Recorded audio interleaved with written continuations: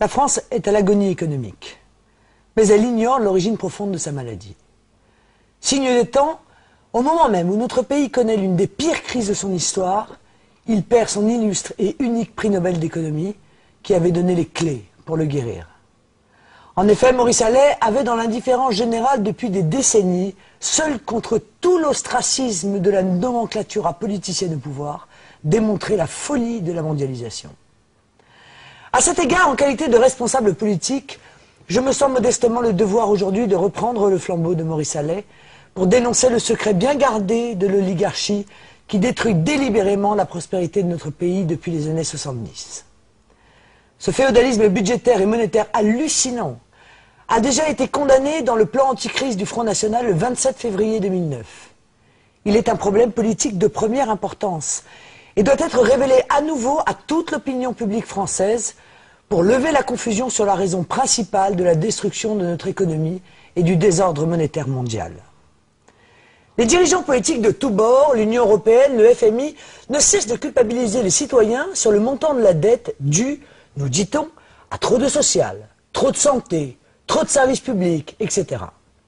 Mais au fond, examinons quel est le péché originel qui a fait basculer soudainement la France des 30 glorieuses à celle des 40 piteuses. La vérité est que la dette publique française est d'abord due aux intérêts cumulés exorbitants payés.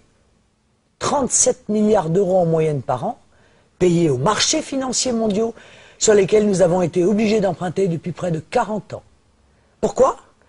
Parce que l'infâme loi du tandem Pompidou-Giscard du 3 janvier 1973, entérinée par l'article 104 du traité de Maastricht, puis confirmée par le traité de Lisbonne, a privé la France de son droit régalien de battre monnaie par la création monétaire de la Banque de France pour offrir aux banques d'affaires privées le droit illégitime d'émettre du crédit payant pour l'État.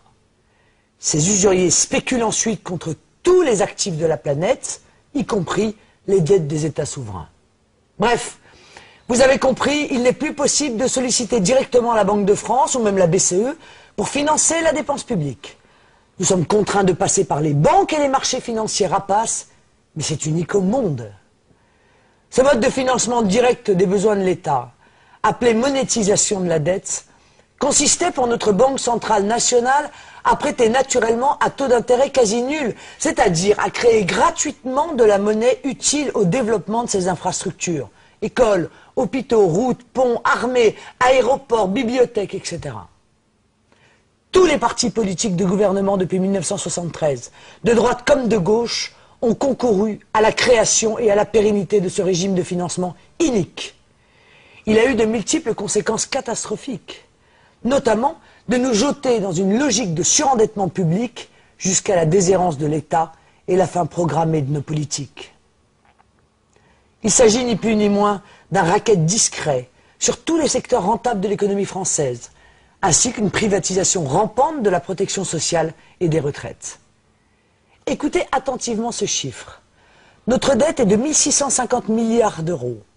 Eh bien, fin 2010, la collectivité nationale aura payé plus de 1355 milliards d'euros d'intérêts financiers cumulés depuis 1973. Si nous avions maintenu le mode de financement national antérieur, les intérêts auraient été nuls sur la période 1973-2010. Pire, sur une période de 37 ans, on constate que la dette publique est constituée à 85% du paiement des intérêts. C'est l'effet boule de neige bien connu des économistes qui forment une dette perpétuelle jusqu'au point de rupture.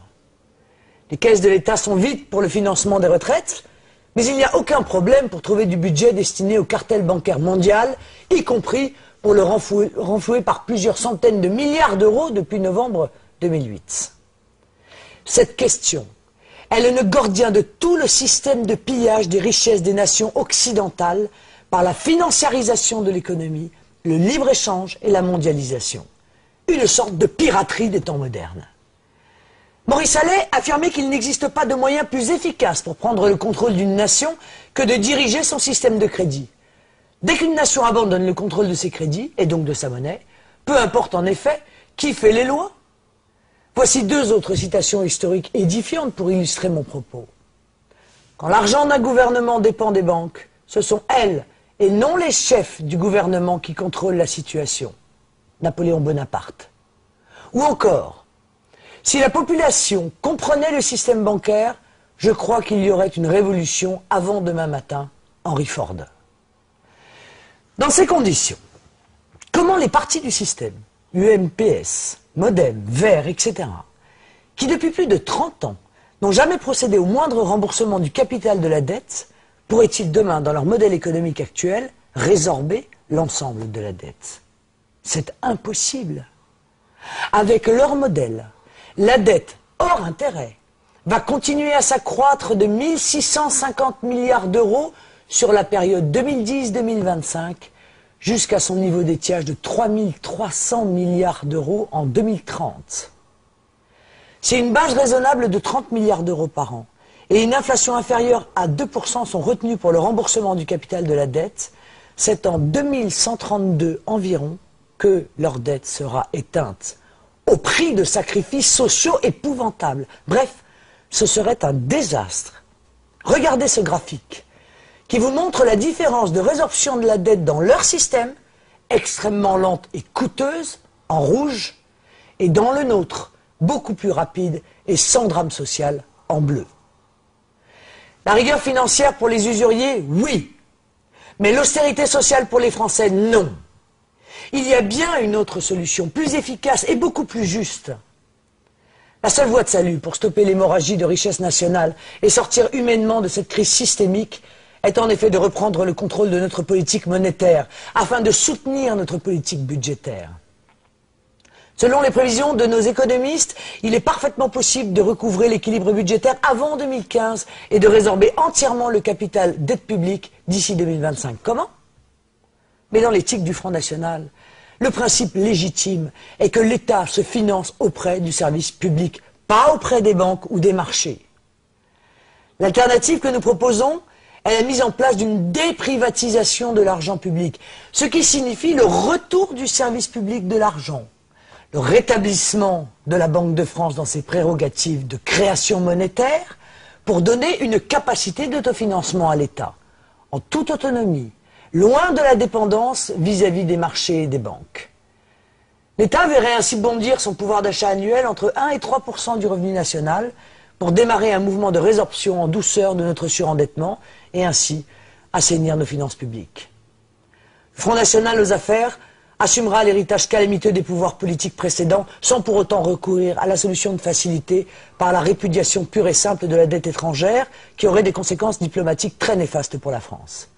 Pas besoin non plus de commettre les désastres sociaux qu'on nous promet, du côté de Nicolas Sarkozy ou de Dominique Strauss-Kahn, à commencer par la privatisation imminente de la sécurité sociale. Bien entendu, cette politique économique n'a de sens que si ce mode de financement démocratique de l'État s'oriente non pas vers du budget de fonctionnement, mais prioritairement vers des investissements productifs dans l'économie réelle au service de la population et du travail. Ce problème clé dépasse tous les clivages politiques gauche-droite et au-delà des esprits partisans. Un consensus national autour de notre modèle doit prévaloir. C'est un enjeu vital pour notre État que de sortir de son aliénation aux marchés financiers mondiaux. Aussi, j'appelle tous les Français à une véritable union patriotique contre cette arnaque totalitaire que je viens de dénoncer. Pour retrouver l'espoir, diffuser nos idées et rejoignez-nous dans notre combat pour la France, sa liberté et sa prospérité pour tous.